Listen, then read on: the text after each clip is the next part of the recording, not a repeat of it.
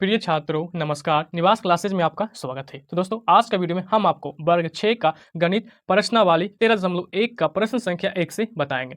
तो जैसा कि प्रश्न संख्या 1 में है, नीचे दी गई आकृतियों का परिमाप ज्ञात करें। ठीक है, तो इन क्वेश्चन के अकॉर्डिंग आपको इन फिगर वाली प्रश्न को आपको क्या करना है, परिमाप ज्ञात करना है। तो जैसा कि प्रश्न ए बी सी और डी में दिया गया है। ठीक है, तो चलिए हम आपको बारीकी बारीकी से ये सभी प्रश्न का हल करके बताते हैं कि इसको कैसे हल करना है और कैसे परिमाप ज्ञात करना है। तो दोस्तों प्रश्न के अकॉर्डिंग जैसा प्रश्न में बताया गया था, प्रश्न यहाँ पे हम अच्छी तरह से लिख लिए। अब आपको यहाँ पे हम क्या करते हैं कि हल करके बताते हैं इसको कैसे आपको हल करना है। ठीक है, तो प्रश्न में दिया गया, फिर से पुनः आपको दोहरा देते हैं। ठीक है, नीचे दिए गए आकृतियों का परिमाप ज्ञात करें। दोस्तों ये त्रिभुज है। ठीक है, तो त्रिभुज का परिमाप ज्ञात करना है। तो दोस्तों त्रिभुज का परिमाप पहले आपको ज्ञात करना है। ठीक है, तो आप चाहें तो इसका मान भी लिख सकते हैं, क्योंकि सभी का यहाँ पे मान दिया गया है। ठीक है, तो आप इसको डायरेक्ट परिमाप ज्ञात करने कहा गया है, तो मान यहाँ पे दिया गया है, तो बस आपको हल यहाँ करना है। ठीक है, तो यहाँ लिखना है त्रिभुज का परिमाप बराबर। ठीक है, तो यहाँ लिख लेते हैं। तो आपको पहले हल में लिखना है त्रिभुज का परिमाप बराबर होता है तीनों भुजों का योग। ठीक है, इस तरह से आपको लिखना है फॉर्मूला। अब आपको यहाँ पे मान को बैठा देना है। ठीक है, तो तीनों भुजा दोस्तों ये और ये भुजा है। ठीक है, और इसको इसको इसको कोण कहेंगे। ठीक है, तो बस आपको तीनों भुजा का जोड़ देना है। ठीक है, तो कितना है 5 5 4 है, तो यहाँ आपको लिखना है 5 + 5 + कितना है 4। ठीक है, तीनों भुजा का जोड़ना है, तो तीनों भुजा का जोड़ेंगे कितना आएगा 5 5 10 4 14। ठीक है, तो आपको यहाँ क्या लिखना है 14, और सभी मान सेम ही में दोस्तों। ठीक है, तो आपको इसमें सभी सेमी में लिखना है, तो इसलिए आंसर इसका आ जाएगा 14 सेमी। ठीक है, इस तरह से आपको आंसर लिख लेना है। तो प्रश्न बी में है, यहाँ आप देख सकते हैं। ठीक है, ये आयत है, तो इसे भी परिमाप ही इसका भी ज्ञात करना है। ठीक है, तो यहाँ दिया गया है मान 6 सेमी और यहाँ 2 सेमी, तो बस आपको यहाँ लिखना है हल। ठीक है, हल लिखने के बाद आपको लिखना है, पहले तो आप इसका मान भी दे सकते हैं। ठीक है, तो ये आपका क्या हो गया, ये आपको कह सकते हैं इसको लंबाई। ठीक है, और ये इसका हो गया चौड़ाई, तो ये दोनों लंबाई हो गया और ये दोनों चौड़ाई हो गया। ठीक है, तो ये 2 सेमी तो ये भी 2 सेमी हो गया, ये 6 सेमी तो ये भी 6 सेमी। ठीक है, तो अब आपको इसका परिमाप ज्ञात करना है। ठीक है, तो हल में लिखना है, पहले आप लिख सकते हैं लंबाई। ठीक है, लंबाई, तो लंबाई बराबर कितना है 6 सेमी, तो आप यहाँ लिख सकते हैं 6 सेमी। ठीक है, इस तरह से आप लिख सकते हैं। उसके बाद यहाँ पे दिया गया है चौड़ाई। ठीक है, तो चौड़ाई कितना है 2 सेमी, तो आपको लिखना है 2 सेमी। ठीक है, इस तरह से आपको लिख देना है। अब आपको लिखना है इसीलिए आयत का परिमाप बराबर। ठीक है, यहाँ फॉर्मूला लिख लेना है। तो इस प्रकार से आपको फॉर्मूला लिखना है आयत का परिमाप। ठीक है, 2 × लंबाई + चौड़ाई। अब यहाँ पे मान इन सभी का मान देना है। ठीक है, तो यहाँ आप पहले लिखिएगा 2। ठीक है, उसके बाद ब्रैकेट लंबाई का मान क्या है 6 सेमी है। ठीक है, तो आपको लिखना है 6, आप सेमी भी लिख सकते हैं। ठीक है, प्लस चौड़ाई, तो चौड़ाई कितना है 2 सेमी, तो आपको लिखना है 2 सेमी, इस तरह से। ठीक है, उसके बाद यहाँ लिखना है 2 ब्रैकेट 6 सेमी 2 सेमी कितना होगा 8 सेमी, तो आपको लिखना है 8 सेमी। ठीक है, इस तरह से लिखना है। अब आपको इसको गुना करना है, तो 8 दूनी 16, इसलिए इसका आंसर आएगा 16 सेमी। ठीक है, ये इसका राइट आंसर है। तो प्रश्न संख्या सी में आप यहाँ देख सकते हैं सी और डी दोनों को अच्छी तरह से बना लिया है। ठीक है, तो दोस्तों आप यहाँ देख सकते हैं कि इन सभी का भुजाओं आपस में क्या है, सभी बराबर। जैसा कि यहाँ देख सकते हैं 11 सेमी 11 सेमी 11 सेमी और 11 सेमी। जब चारों भुजा आपस में बराबर हो जाता है दोस्तों, ठीक है, तो उसको आप समझिएगा क्या है, ये वर्ग, क्योंकि वर्ग का आपस में चारों भुजा बराबर होती है। तो आप यहाँ देख सकते हैं सभी का मान कितना है 11 है, तो आप इसीलिए इसको कह सकते हैं क्या, वर्ग। ठीक है, तो आप यहाँ लिख सकते हैं वर्ग का चारों भुजा कितना है 11 सेमी, तो आप यहाँ लिख सकते हैं इस तरह से। ठीक है, या इसको डायरेक्ट भी हल कर सकते हैं। तो हम आपको बताते हैं इसको हल करके। ठीक है, तो पहले लिखिएगा आप यहाँ पे हल। ठीक है, इस तरह से आपको लिखना है हल। ठीक है, उसके बाद भुजा का मान दिया हुआ है सभी 11 सेमी, तो आपको लिखना है भुजा। ठीक है, भुजा बराबर, ठीक है, क्या हो जाएगा 11 सेमी, इस तरह से। उसके बाद बताया गया क्या, प्रश्न में परिमाप ज्ञात करना, यानी कि वर्ग का परिमाप, तो बस आपको लिखना है इसीलिए वर्ग। ठीक है, वर्ग का परिमाप, इस तरह से आपको यहाँ फॉर्मूला लिखना है वर्ग का परिमाप। ठीक है, तो दोस्तों वर्ग का परिमाप होता है 4 गुना भुजा। ठीक है, ये सूत्र आपको याद रखना है, ये आपका क्या हो गया फॉर्मूला, तो लिखना है 4 गुना भुजा। ठीक है, इस तरह से आपको लिख देना है। ठीक है, तो यहाँ भी आप थोड़ा सा इसको ऐसे घुमा लीजिएगा। अब आपको मान बैठाना है दोस्तों, 4 है तो आपको 4 गुना। दोस्तों यहाँ पे 4 गुना भुजा वर्ग का परिमाप क्यों हुआ है, आप यहाँ समझ सकते हैं, क्योंकि वर्ग में 4 भुजा टोटल है, इसलिए 4 गुना भुजा हो गया। ठीक है, यहाँ देख सकते हैं कि भुजा का मान 11 सेमी दिया हुआ है, क्योंकि आप फिगर में भी आप देख सकते हैं, तो भुजा का स्थान पे क्या होगा 11। ठीक है, और सेमी लगा हुआ है, तो सेमी आपको लिखना है। ठीक है, उसके बाद आपको इसको गुना कर देना है दोस्तों। जब इसको गुना कीजिएगा तो इसका राइट आंसर आएगा 11 चौक 44, तो आप यहाँ 11 चौक 44 सेमी तो दोस्तों प्रश्न संख्या डी में आप यहाँ देख सकते हैं, ठीक है। यहाँ भी सभी का मान आपस में बराबर है। क्यों बराबर है? क्योंकि षष्ठभुज आपस में सभी का मान क्या है? बराबर। क्योंकि 2 सेमी इन सभी का 2 सेमी ही दिया गया है। तो इसे भी आप इसी तरह से हल कीजिएगा जिससे कि आप प्रश्न सी को हल किए। लेकिन इसमें टोटल कितना है? 6 भुजा है। क्योंकि 2 2 2 4 2 6, इसमें टोटल कितना है? 6 भुजा है। अब वर्ग में 4 भुजा था, ठीक है। तो यहाँ भी सभी मान आपस में क्या है? बराबर है। तो आपको पहले हल में लिखना है, तो आप यहाँ लिखिएगा हल, ठीक है। उसके बाद षष्ठभुज, ठीक है। इस तरह से लिखना है, षष्ठभुज का भुजा बराबर, ठीक है। कितना दिया हुआ है? टोटल मान कितना है? 2 सेमी, ठीक है। तो आपको कितना लिखना है? 2 सेमी।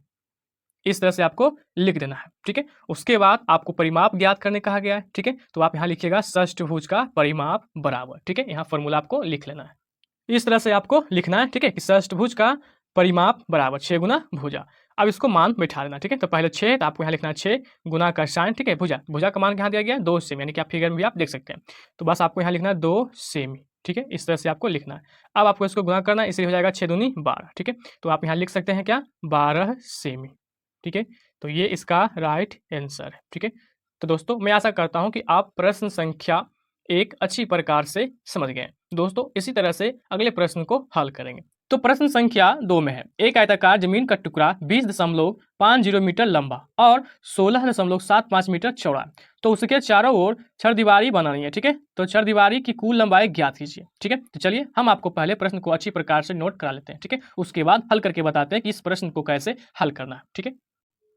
तो दोस्तों जैसा कि प्रश्न में बताया गया था, हमने यहाँ पे अच्छी प्रकार से लिख लिया है, ठीक है। आप यहाँ देख सकते हैं कि आयताकार जमीन का टुकड़ा, ठीक है, कितना दिया गया था? 20.50 मीटर लंबा, ठीक है। उसके बाद दोस्तों यहाँ डॉट का साइन लगाएं, तो आप इसको इस तरह से समझिएगा कि आयताकार जमीन का टुकड़ा 16.75 मीटर चौड़ा, क्योंकि यहाँ बुक में दिया गया है, इसलिए हमने ब्रैकेट में रखा चौड़ा और ये लंबा, ठीक है। तो दोस्तों ये आयताकार जमीन है, तो यहाँ पे देख सकते हैं फिगर में, ये क्या है? आपका आयताकार ये जमीन है, जिसका लंबाई कितना दिया गया, यानी कि लंबा कितना है? ये 20 है, ठीक है। तो आप यहाँ लिख सकते हैं 20.50 मीटर, ठीक है। उसके बाद चौड़ा कितना है? तो आप यहाँ देख सकते हैं ये चौड़ाई आपका हो गया, ठीक है, चौड़ा का मतलब, ठीक है। तो यहाँ से लिख सकते हैं आप 16.75 मीटर, ठीक है। तो आपको ज्ञात करना है प्रश्न में क्या? छरदीवारी का कुल लंबाई, ठीक है। तो दोस्तों लंबाई तो होता है किसमें? परिमाप में, ठीक है, आयत का परिमाप में। तो परिमाप का फॉर्मूला क्या होता है? 2 × लंबाई प्लस चौड़ाई। अब आपको इसका मान दे देना है, जैसा कि आप लिख सकते हैं।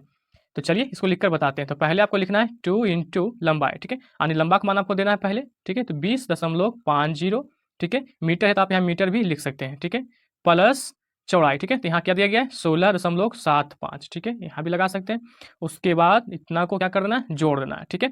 तो जब इसको जोड़िएगा तो इसका राइट आंसर कितना आएगा? तो आप यहाँ लिख सकते हैं 3 7 2 5, ठीक है। क्योंकि इसको जोड़िएगा 5 7 5 12, ठीक है, 6 और 7 1 2 1 3, ठीक है। इस तरह से जब इसको गुना कीजिएगा दोस्तों, पहले तो क्या है? दशमलव में है, तो आपको दशमलव लगाना है इस प्रकार से, ठीक है। उसके बाद इसको गुना कर दीजिए। जब इसको गुना कीजिएगा तो इसका राइट आंसर क्या आएगा? तो इसका राइट आंसर हो जाएगा, यहाँ आप गुना कर सकते हैं, ठीक है। तो 7 4.5, ठीक है। इस तरह से आप यहाँ कर सकते हैं, और 0 मीटर लगा हुआ है, ठीक है। तो आपको यहाँ लगाना है मीटर, ये इसका राइट आंसर है, ठीक है।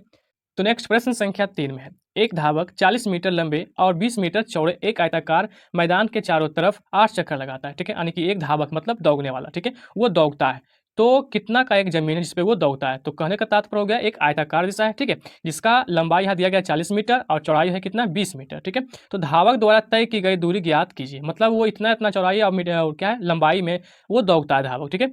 तो वो 8 चक्कर मारता है। तो बताइए कि धावक द्वारा तय की गई दूरी ज्ञात कीजिए, मतलब टोटल दूरी ज्ञात करना है उस आयताकार में, ठीक है, कितना वो 8 चक्कर लगाने पर कितना दूरी तय कर जाता है, ये आपको ज्ञात करना है, ठीक है। तो पहले इसको अच्छी प्रकार से लिख लें ताकि आप इसको अच्छी प्रकार से समझ सकें, ठीक है।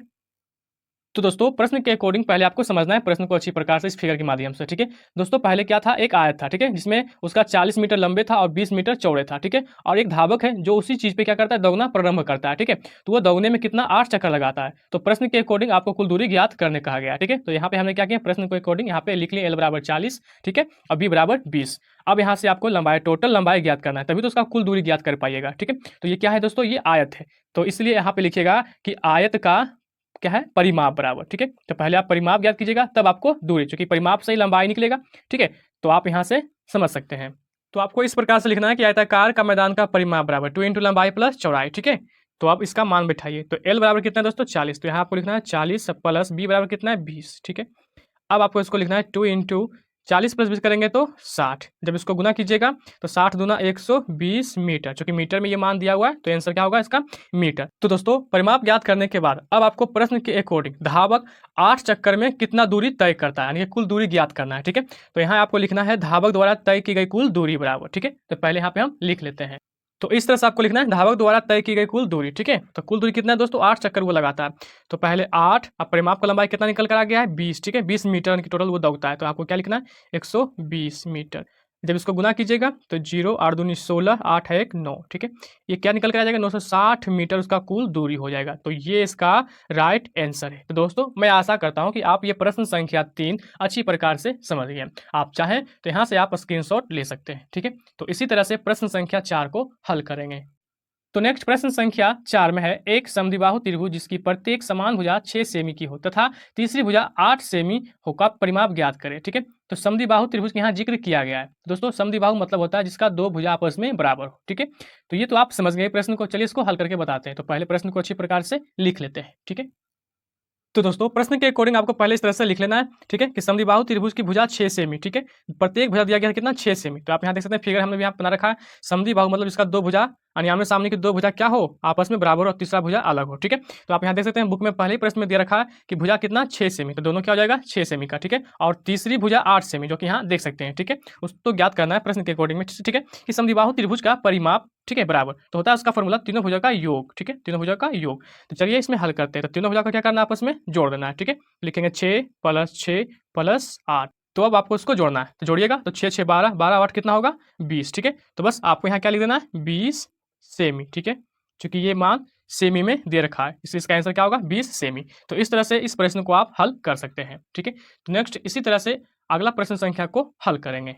तो प्रश्न संख्या 5 में है, एक वर्ग की एक भुजा ठीक है 15 सेमी है, यानी वर्ग वर्ग तो आप पहले ही बना रखे हैं प्रश्न संख्या 1 में सी का प्रश्न। ठीक है, तो इसका परिमाप ज्ञात करना यानी सेम उसी तरह से दिया गया जैसा कि प्रश्न संख्या 1 के सी में था। ठीक है, तो इसे भी आपको यहाँ इसी तरह से हल करना है। तो एक भुजा दिया गया है तो वर्ग का चार भुजा क्या होता है बराबर होता है, इसीलिए एक भुजा है तो तीनों भुजा भी कितना होगा 15 ही होगा। ठीक है, तो ये तो चीज आप समझ गए। चलिए इसको हल करते हैं। तो दोस्तों प्रश्न के अकॉर्डिंग आपको लिखना है पहले वर्ग का प्रत्येक भुजा 15 सेमी चूंकि प्रश्न में दिया गया है। ठीक है, तो दोस्तों फिर से आपको यहाँ फिगर बना लेते हैं। चूंकि वर्ग का भुजा जो आपस में होता है क्या होता है सभी आपस में बराबर होता है। ठीक है, तो एक भुजा दिया हुआ है 15 सेमी, तो आप देख सकते हैं आपस में सभी भुजा क्या हो रहा है बराबर है। इसका मतलब हुआ ये 15 ये 15 ये भी 15। ठीक है, तो अब आपको ये चीज़ तो आप समझ गए। अब आपका परिमाप ज्ञात करना है यानी वर्ग का परिमाप। तो आपको यहाँ लिखना है वर्ग।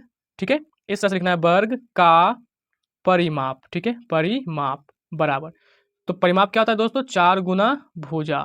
ठीक है, ये फॉर्मूला प्रश्न संख्या 1 के सी में बना चुके हैं। ठीक है, तो चलिए इसको लिखते हैं 4 गुना भुजा का मान दिया हुआ है 15 सेमी। ठीक है, तो यहाँ से 15 चौक कितना हो जाएगा 60। ठीक है, 60 सेमी। तो ये इसका राइट आंसर है। तो दोस्तों मैं उम्मीद करता हूँ कि प्रश्न संख्या 5 भी आप अच्छी प्रकार से समझ गए।